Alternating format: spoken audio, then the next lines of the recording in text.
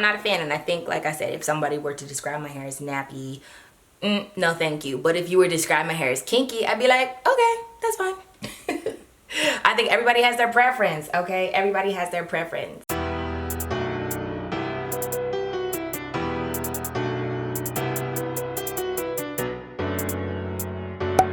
Hey Wonderfros, welcome back to my channel. It's Ev. Today I'm doing a chit chat get ready with me, and judging by the title, you guys already know what this video is going to be about. This is not meant to be divisive or controversial. This is just meant for me to share my opinions about some natural hair terminology. There's a lot of history. It's steeped in a lot of historical negativity, some of these terms. And it's not like a whole bunch. I just wanted to share my thoughts and opinions, okay? So this is not law. This is not rule. I am not saying other people have to feel like I feel. I am just kind of sharing how my experience has been with these terms. And so I'm gonna just jump into it. Also, if you guys are just now joining in and you haven't been all the way updated, I have a cat now. Her name is Raven. She is jet black. She about to jump up here too, because I told y'all as soon as I start filming, she wants to come around. She wants to come around. See? There she go. Stop. Get down. This is Raven. She always trying to interrupt. You good? Are you good? You got some attention now? Okay, bye. So my miniature panther might pop up a little more throughout the video, but don't be scared. Some people might find this terminology offensive. Like I said, I'm just going to be sharing my experiences and opinions about it. But all links will be down below in the description box, like always. First term is kinky. And I personally am not offended by this. I have referred to myself as having kinky hair, having type 4 kinky, coily, curly hair. I have also seen a lot of labeling and packaging have kinky on there also. I am not offended by this term, okay? I know some people, I don't know. I think it also comes from the history of where these words come from, because if you look up the definition of kink, why don't we do that actually? Why don't we look up the definition of kink? A sharp twist or curve in something that is otherwise straight. That's interesting. Let's look up kinky. Kinky, involving or given to unusual sexual behavior. Okay, second definition. Having kinks or twists. Long and kinky hair, it has as an example, and it also has frizzy or wavy hair as adjectives underneath that. So that's interesting, okay, that they have it as something that is otherwise straight. Like, is straight the norm? Obviously, straight is the European, Eurocentric standard of beauty norm, and so kinky is, I don't know, historically had a negative connotation to it. Like, if you have kinky hair, it's meant to be derogatory. I think also with all terminology and language, you also have to assess the character and the tone and intention behind how somebody is delivering the language, delivering these words. So you can't just put a blanket statement over how somebody receives something, whether it's meant to be derogatory or taken completely out of context. You really have to, you need the context, right? Your girl need context. But holistically, I do not find the word kinky offensive. Like I said, I know some people do, but for me, I think it just makes it more descriptive. It's a more accurate way of describing my hair and what it's like, okay? Kinky hair has obviously had negative connotations associated with it, from slavery, from, you know, colonization, from a whole bunch of historical events that have happened, and it being one of the farthest or the farthest hair type from Eurocentric standards of beauty or proximity to whiteness. But currently, I am not offended by the term kinky. That is not something that offends me. Like I said, I have described myself that way. And you guys too, feel free to leave your experiences and opinions down below in the comment section. But kinky does not offend me. I have claimed the word as mine. I have personally not made any negative connotations and associations with the word myself. And if someone were to describe my hair, if I saw that anywhere, like a kinky hair salon or kinky curly products, like, I'm okay with that. I'm okay with that. No shade, no tea, no problems. But the other term, actually, I do still have like a negative association to it, and I like, maybe I shouldn't, I don't know. But the second term is nappy. I think if somebody called my hair nappy, I would be offended. Only because like there are so many more better descriptors and like evolved terms now than to use the word nappy. But why don't we look that one up too, right? What does the dictionary have to say about nappy? So I looked up nappy hair. It says, although textured hair goes by many names, such as curly, kinky, coily, nappy hair is specifically used when speaking about the hair of Black people. The term has historically been a racist term. The word nappy is evidenced since at least the 1880s. An adjective form of nap, a term for the raised fibers on a fabric. Let's look up nap. Okay, because I'm not familiar with this term. I'm not like a seamstress or nothing. Okay, it's talking about sleep, nap, fabric. Nap on fabrics with a pile like velvet, velour, and corduroy. The hairs are not quite vertical, but lie in a particular direction known as nap. You can feel the nap, or when you lightly run your hand long ways over the right side of the fabric. Okay, is nappy in here? So I looked up nappy. That is a piece of absorbent material wrapped around a baby's bottom and between the legs to absorb and retain urine and feces, a diaper. That's a nappy.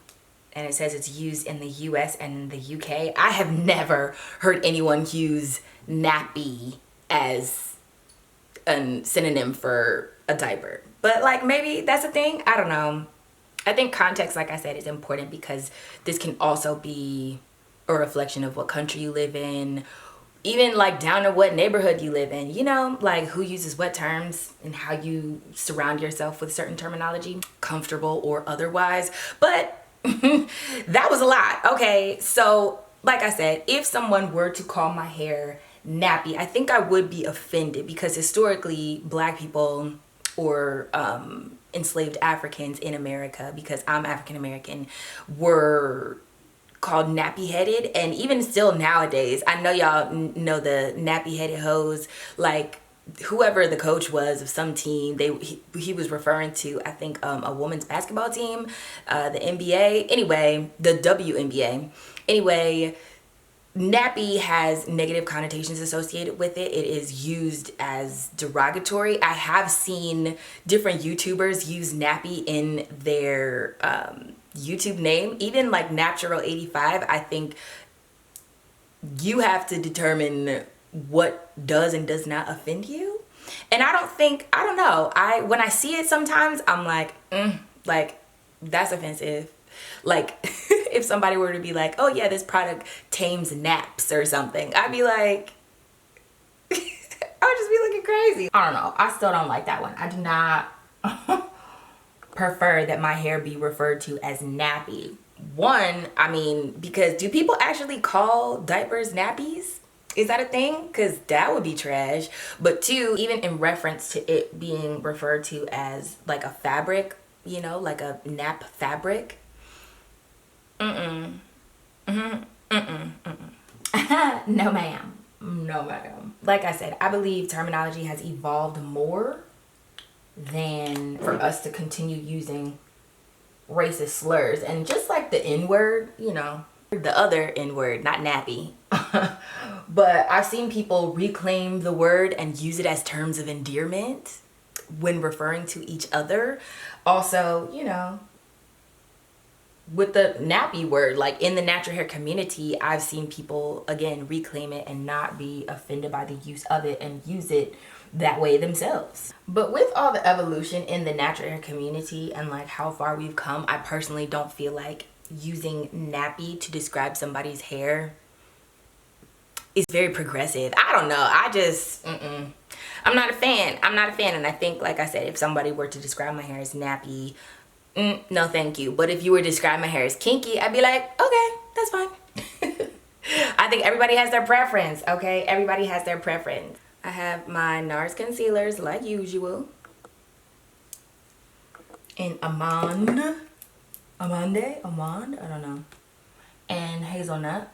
Next up is the term good hair, and I think this one has caught a lot of heat lately. Beyonce has used it. Chris Brown lately is the one who has used it, and I think, again, context matters. Okay, context matters, because nobody had an issue when Beyonce said it, but everybody got issues with Chris Brown saying it. And again, it depends on the character of the person, the tone, how they're using it, what they're saying in association with it. So Beyonce was like, Becky with the good hair, better call Becky with the good hair. Chris Brown, I still have not heard the song. I don't know official lyrics, but apparently he only like hooks up with girls with like black girls. He only hooks up with black girls with good hair or something like that, which is offensive. Like the term itself, again, just going back to how much terminology has evolved, right? The term good hair itself is like, why are we still referring to good hair as a thing? Like, there are so many other words, so many other descriptors that we can use nowadays. And while historically it has been used to describe black women and men who have a closer proximity to whiteness because their texture mimics more straighter textures, you know, if they have curly hair, it's considered good hair. I think everybody knows what the term good hair means. So if you refer to it, there is this overarching umbrella of common terms that all of us know about, you know what I mean? So we all know what it means, but I think actually using it still nowadays is like, why are we still using this term? I've never heard, because I grew up in a predominantly Caucasian environment, I've never heard white people refer to other white people as having good hair. Okay, like it's thicker hair, it's longer hair, it's darker hair, it's lighter hair, maybe blonde hair might reign supreme because, you know, get the most genetic recessive features you can find and throw them up on a pedestal, and that's what everybody wants to be. But like, they don't refer to each other as having good hair. But somehow black people in our internalized racism and colorism and texturism have also adopted this term and like use it amongst ourselves and like with each other. And for me, using the term good hair is like, I mean, if there's good, there's obviously bad. Just like in a comic book, if there's a good guy, there's a bad guy. Like, what constitutes bad hair? If there is good hair, what constitutes bad hair? And inevitably the type for kinkier hair, coilier hair textures, the farthest away in your proximity to whiteness, that's the bad hair. And all of it is so silly to me because, like I said, have we not made any progress? While I think terminology can definitely help people understand and organize, I guess, look from the outside looking in, it can help you organize and understand the culture better. I also think people get more hung up on labels than they actually do make progress, you know? Terminology should not be such a big deal. While I do think it is important, I think how you use it and what we do and don't accept to call each other, that is important. And unfortunately, I think, holistically speaking, I don't know if terminology is something that you can evolve in like a short amount of time, because again, it's this overarching umbrella, this overarching knowledge that people have, this common denominator, and I don't know, it just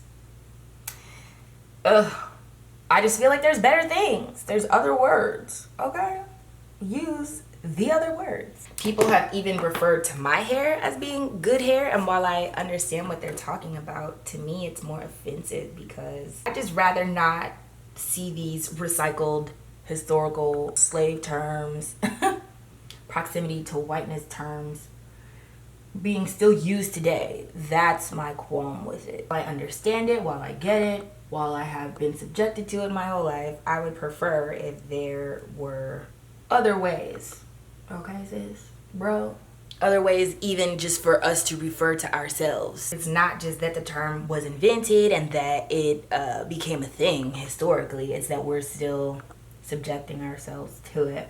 And even in my own family and stuff, it's not like I go around trying to be a natural hair terminology whiz and trying to correct people. I obviously understand what they're saying. I don't know.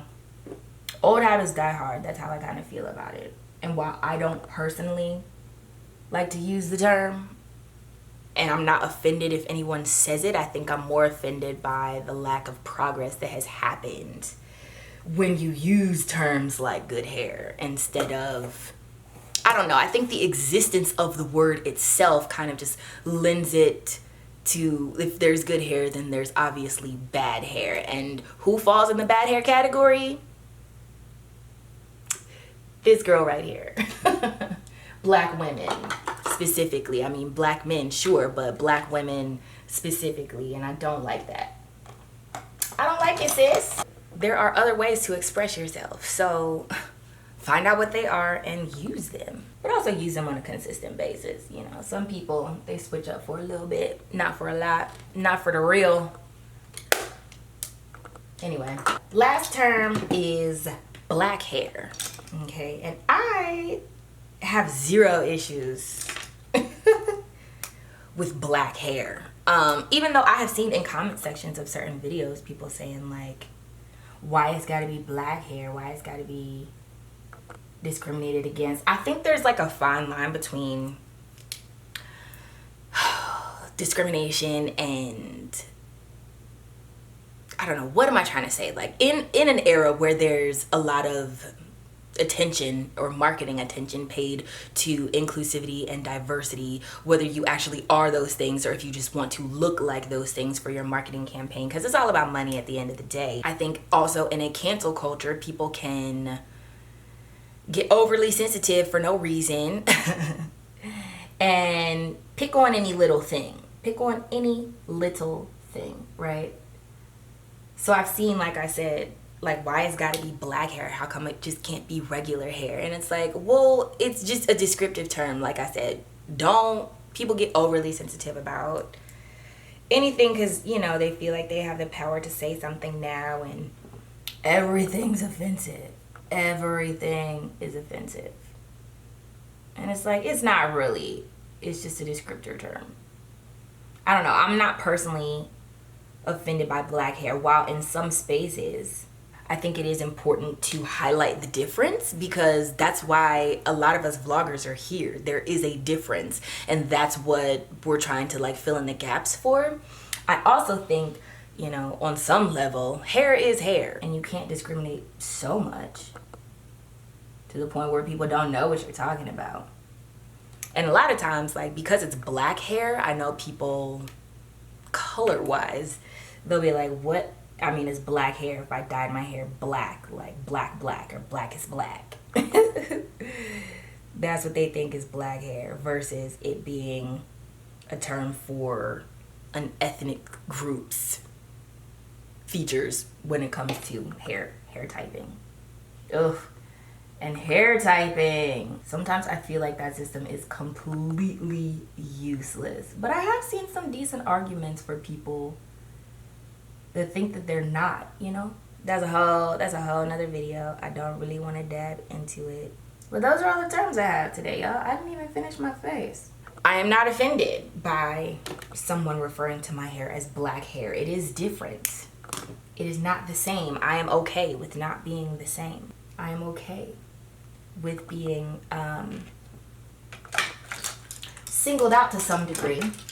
Even like with having my disability, I'm okay with being singled out because I do need accommodations. I do need special treatment. But the line where it like goes from being special to it being discriminatory is like, it's an interesting space. It is an interesting space to be in. Ultimately, I think it's a willingness to learn something new and refer to something new. It doesn't need to be culturally preserved in our community. But I also think language is an ever-evolving thing. I also think change is definitely possible. It's something that you would want to achieve. And I always feel like women are the pioneers of terminology and like being descriptive and like changing language for the better. That's just my personal opinion. This is my Pat McGrath Fetish Eyes mascara. Love this stuff. As far as the natural hair movement is concerned and the terminology that we use to refer to ourselves has evolved to a point where we don't have to carry certain terminology. And again, some people find it offensive, others don't. I think there's a disconnect there as well. Because what I might find offensive is not what you're gonna find offensive. So if you're over here trying to preserve it and I'm over here trying to destroy it, like this is my MAC Beaming Blush highlighter. I've been using her, I like re-picked her up, and I've been using her in the summer lately because she is bae. She's been bae for a while now. Should I add some bronzer, y'all? Why not? Live my life. Anyway, let me know your thoughts down below. How you feel about these certain terms or other terminology that you find offensive, other natural hair terminology. I'm sure there's more other things that I did not mention in this video, but you know, not trying to get too crazy, okay? My NARS, done it again. And my MAC, Fix Plus, like usual.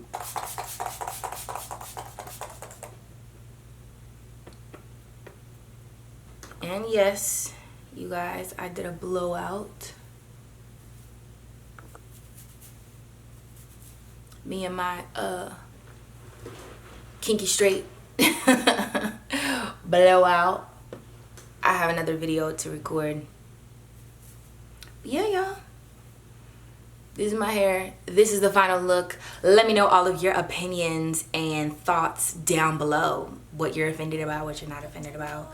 Yeah, and any other terms that I might have missed. Obviously, I wasn't covering a whole dictionary in this video, but I definitely think it differs person to person for whatever reason. Anyway, hope you guys enjoyed this video. If you did, don't forget to give it a thumbs up. Remember to let your spirit, soul, and hair stay lifted like an afro puff, and subscribe down below to my world so you don't miss any more videos from me. And if you do, then I will see you in the next one.